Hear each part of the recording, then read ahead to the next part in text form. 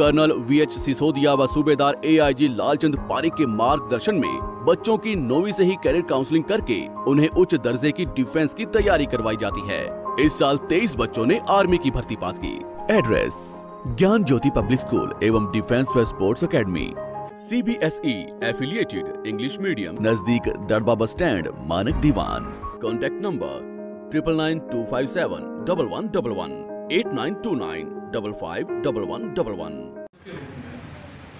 काम किया जा रहा था कि यूरिया जो हमारा किसान बहुत ज़्यादा यूज कर रहे हैं और कहीं कहीं पे ये भी देखा गया कि ज़रूरत से ज़्यादा इस्तेमाल करते हैं, जिसके कारण हमारा वातावरण भी प्रदूषित हो रहा है, हमारी धूप भी प्रदूषित हो रही है, हमारा पानी भी प्रदूषित हो रहा है। इन चीज़ों को देखते हुए और साथ ही साथ एक यूरिया का विकल्प, जिस पर सरकार का बहुत सारा अनुदान के रूप में हमें पैसा खर्च करना पड़ रहा है, उसके विकल्प के रूप में ये तय किया गया कि इसका कोई विकल्प खोजा जाए। तो भारत सरकार द्वारा यूरिया का प्रयोग घटाने के लिए और जो हमारी उत्पादन शक्ति उसे बढ़ाने हेतु, साथ साथ किसानों की आमदनी दोगुनी करने हेतु उस पर काम किया गया। उसी को ध्यान में रखते हुए इनको द्वारा इस पर कई सालों से काम किया गया और कई साल में इसको बड़े रिसर्च करने के बाद में हम एक क्रांतिकारी उत्पाद जो है एक यूरिया का विकल्प लेकर आए, नैनो यूरिया के रूप में। नैनो यूरिया के बराबर एक हमारी बोतल 500 ml की बोतल जो है, एक बोरा जो यूरिया का है उसके बराबर इसके अंदर नाइट्रोजन है और जिसके अंदर जो नाइट्रोजन हमारी एक बोरे के अंदर उतनी नाइट्रोजन प्रतिस्थापित कर देती है। और इसके लिए हमने ये भी चलाया अभियान कि किसान को इसके लिए हम जागरूक करें कि यूरिया किसान बहुत अधिक मात्रा में इस्तेमाल करते हैं और ज़्यादा जो इस्तेमाल करने के कारण हमारी भूमि है उसकी उपजाऊ शक्ति पर विपरीत प्रभाव पड़ा, जिसके कारण हमारी उत्पादन शक्ति भी कम होती जा रही है और साथ साथ हमारा जो उत्पाद है उसकी गुणवत्ता में भी कमी आ रही है। तो उसी को ध्यान में रखते हुए इफ़को द्वारा 3-4 साल से इस पर काम किया गया और लगभग 11,000 किसानों के यहाँ जितने ICAR के रिसर्च स्टेशन हैं, कृषि विज्ञान केंद्र हैं, स्टेट एग्रीकल्चर यूनिवर्सिटीज़ हैं, सब जगह इसके ट्रायल किए गए। 94 फसलों पर ट्रायल किए गए इसके, 2-3 साल तक लगातार ट्रायल किए और जब उनके परिणाम आए उसके आधार पर हम भारत सरकार के पास गए और भारत सरकार द्वारा बहुत सारे इस पर जो जो उसके टेस्ट थे वे किए गए। उसके बाद में इसे पिछले साल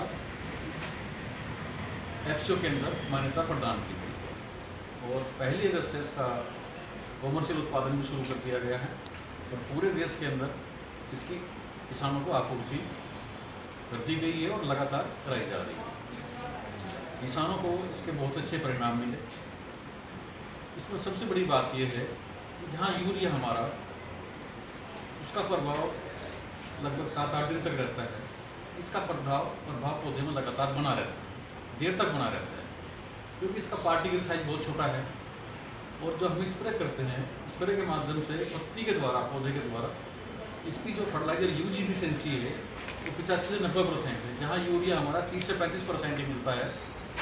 तो इसलिए इसका उत्पादन पर भी हमारे बहुत अधिक अच्छा प्रभाव पड़ रहा है, उत्पादन बढ़ रहा है। अगर वो सब देखा जाए तो जब से नैनो लेकर आए, जहाँ सामान्य यूरिया के मुकाबले इसमें 8 से 10% की फसलों में वृद्धि हुई, उनके गुणों में वृद्धि हुई। जो तेल वाली फसलें हैं उसमें भी 3% तक की वृद्धि की गई तथा जो और अन्य गुण हैं उनमें भी सभी में इसकी वृद्धि पाई गई। साथ ही साथ किसानों के लिए इसमें जो प्रयोग करना भी आसान है। स्प्रे के द्वारा जो बहुत सारी फसलें हमारी ऐसी हैं, जब खेती ऐसी है जो एडवर्स भूमि है हमारी, वहाँ पर इसके परिणाम बहुत अच्छे पाए गए। जो हमारी भूमि साल्टी हैं या एसिडिक हैं, जहाँ हमारे दूसरे फर्टिलाइजर ठीक से क्योंकि ज़मीन के माध्यम से उन्हें दे रहे हैं, उनकी उपयोगिता पौधों को उतनी नहीं हो पाती। लेकिन अगर हम नैनो का पत्तियों के माध्यम से स्प्रे करते हैं तो इसका पौधों के द्वारा अपने बहुत अच्छी तरह से किया जाता है और ऐसी भूमियों के अंदर हमारी जो फसलें ली गई उनमें इनकी पैदावार बहुत अच्छी बढ़ी और डबल इसका फ़ायदा हुआ। ऐसे परिणाम हमने करनाल में जो हमारा ICAR का रिसर्च सेंटर CSIR वहाँ पर जो ट्रायल किए गए, जो उन्होंने अपने फाइंडिंग दी रिसर्च में, उन्होंने बताया कि जो हमारी क्षारीय भूमि है वहाँ इसका 2 गुने परिणाम मिले, पैदावार बहुत अच्छी हुई वहाँ की। इसके साथ साथ किसानों के लिए लाने ले जाने में भी आसान है, उनका परिवहन खर्च बचता है, भंडारण खर्च में भी कमी होती है, छोटी सी जगह में हम बहुत स्टॉक रख सकते हैं। उसके साथ साथ फसलों में वृद्धि तो हुई, हमारे जो वातावरण है उसमें भी सुधार करने में मदद मिली, क्योंकि इसका हमारे जो वातावरण पर कोई विपरीत प्रभाव नहीं पड़ा। और इसका जो हमने टेस्ट कराया कि मानव स्वास्थ्य है, तो कोई इसका विपरीत प्रभाव नहीं पाया गया।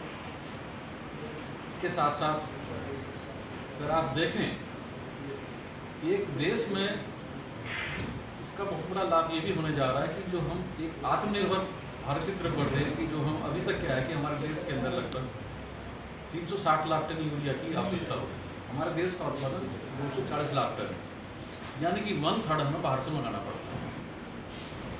और नैनो यूरिया के आने के बाद में जो हमारी जो निर्भरता है, तो जो विदेशी जो इंपोर्ट करते हैं उस पर हम समाप्त हो जाएगी और अपने देश के अंदर ही उसका उत्पादन करने लगेंगे। तो ये भी इसका हमें लाभ मिल रहा है। और साथ साथ इफिशिएंसी भी ज़्यादा है, उसकी वजह से हमारी पैदावार में भी वृद्धि हुई। दूसरे जो भी देखा होगा पिछली बार आपने, राज्य के अंदर यूरिया की आपूर्ति में भी इसका रबी की सीजन के अंदर जहाँ यूरिया की कमी महसूस की गई, तो राज्य के अंदर हमने 14 लाख बोतलें अभी तक नैनो यूरिया की किसानों को आपूर्ति की गई, जिसके कारण किसानों को एक बार जब रबी सीजन के अंदर यूरिया की आपूर्ति में थोड़ी कमी देखी गई थी, तो उस समय इस नैनो यूरिया के आने से तो किसानों को यूरिया की कमी के स्थान पर नैनो यूरिया डालने से उनकी पैदावार में कोई विपरीत प्रभाव नहीं पाएगा, बल्कि उत्पादन में उनकी वृद्धि।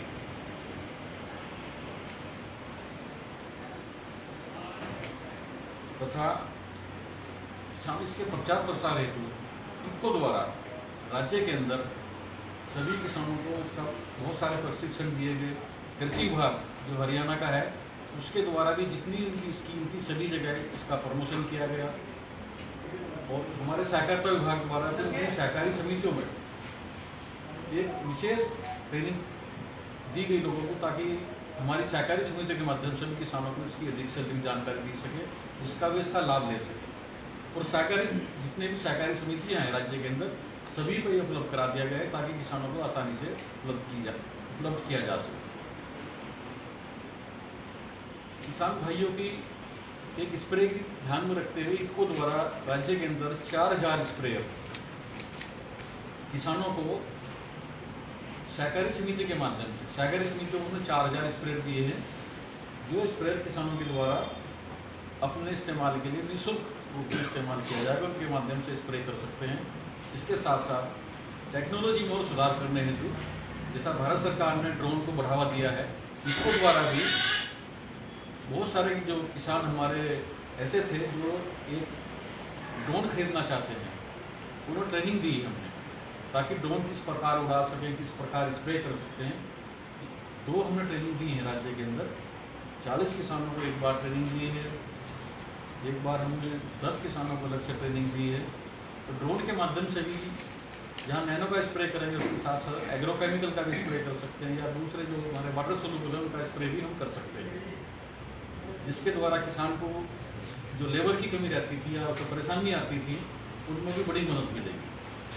हरियाणा सरकार द्वारा ड्रोन पर एक इसे किसानों को लाभ पहुंचाने हेतु इसे अपनी कस्टम हायरिंग जो सर्विस है उसमें भी शामिल किया जा रहा है, ताकि किसान इसका अधिक से अधिक लाभ उठा सके। ड्रोन के माध्यम से एक किसान जो है 5 से 7 मिनट में 1 एकड़ में स्प्रे कर सकता है। उसके साथ साथ बहुत सारी फसलें ऐसी हैं जिनमें एक स्टेज के बाद मान लो फसलें बड़ी हो जाती हैं तो स्प्रे करने में दिक्कत आती है, लेकिन ड्रोन के द्वारा जैसे हमारी गन्ना की फसल है, मक्का की फसल है, या कुछ समय के बाद हमारी कॉटन है जहाँ स्प्रे करने में दिक्कत आती है, मक्का है, तो ऐसी फसलों में भी हम ड्रोन के माध्यम से स्प्रे कर सकते हैं। और ड्रोन के माध्यम से जब स्प्रे करेंगे तो हमारे उत्पाद हैं उनमें भी 30% की बचत होगी, पानी की भी बचत होगी, क्योंकि 10 लीटर पानी में हमें 1 एकड़ क्षेत्र में स्प्रे कर सकते हैं। तो उनके माध्यम से पानी की बचत होगी, हमारे जो उत्पाद हैं उनकी बचत होगी। बहुत सारी बागवानी खेती करते हैं हम, चाहे किन्नू की फसल है या अमरूद है, उनको स्प्रे करने में दिक्कत आती है, तो ड्रोन के माध्यम से उनको भी स्प्रे हम आसानी से कर सकते हैं। इससे भी किसान को बहुत बड़ा लाभ होगा। और सरकार द्वारा इधर बजट में भी बढ़ावा देने हेतु बहुत सारी छूट का भी इस पर प्रावधान किया गया है, जो आने वाले समय में किसानों के लिए बहुत ही फायदा होगा। ये उत्पाद बहुत ही क्रांतिकारी उत्पाद है, जिसके आने से किसानों को बहुत लाभ होगा। कोई आपका सवाल है? आप इसको जैसे कब तक प्रोडक्ट लाया गया था और अब तक कितना प्रसार इसका हो चुका आपके साथ? हरियाणा राज्य के अंदर इसकी पहली खेप जो है 16 जून को आई, क्योंकि उत्पादन कम था। स्प्रिंग हमारे पास में 10,000 बोतलें आई थी, जो लोगों में इतनी क्यूरियोसिटी थी कि वो उसी दिन 1 घंटे के अंदर सारा हमारा बिक गया।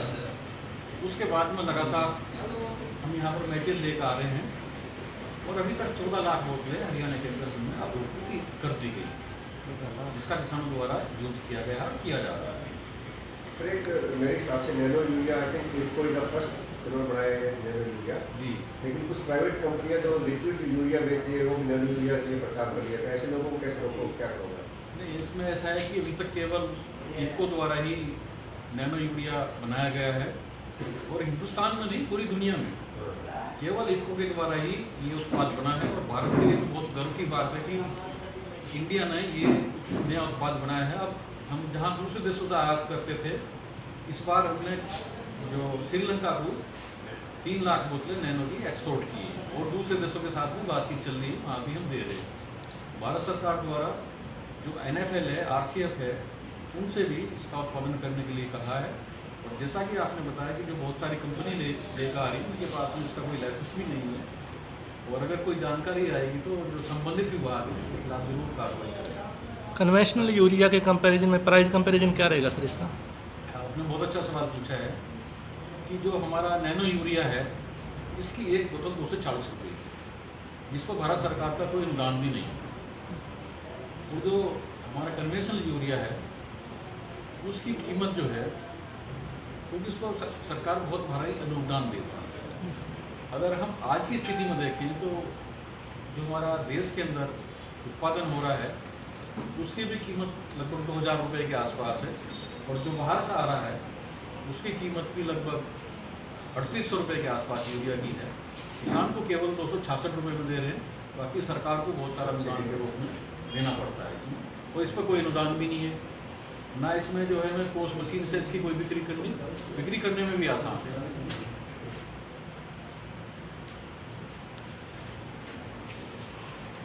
और कोई किसी का कोई किसानों से क्या अपील होती है? किसानों से तो हम यही अपील करते हैं कि नैनो यूरिया का इस्तेमाल करें, जिससे हमारी पैदावार भी बढ़ेगी और हमारा वातावरण में भी सुधार होगा, हमारी ज़मीन की उपजाऊ शक्ति बनी रहेगी, और जो हमारा जल है इसकी भी बचत होगी, और इसका स्प्रे करेंगे तो कम पानी में हम अधिक खेती कर सकते हैं। बाकी किसानों को जो है इफको द्वारा, कृषि विभाग द्वारा, सहकारिता विभाग द्वारा मिलजुल के कार्यक्रम चलाया जा रहा है, उसके बारे में अवेयर किया जा रहा है, क्योंकि नया उत्पादों की जानकारी दी जा रही है, किस प्रकार इस्तेमाल करें, कैसे लाभ होगा इसका, वो लगातार हम प्रयास कर रहे हैं, और प्रयास से ही हम लगातार इस पर लोगों को जानकारी देंगे ताकि उसका अधिक से अधिक इस्तेमाल करें।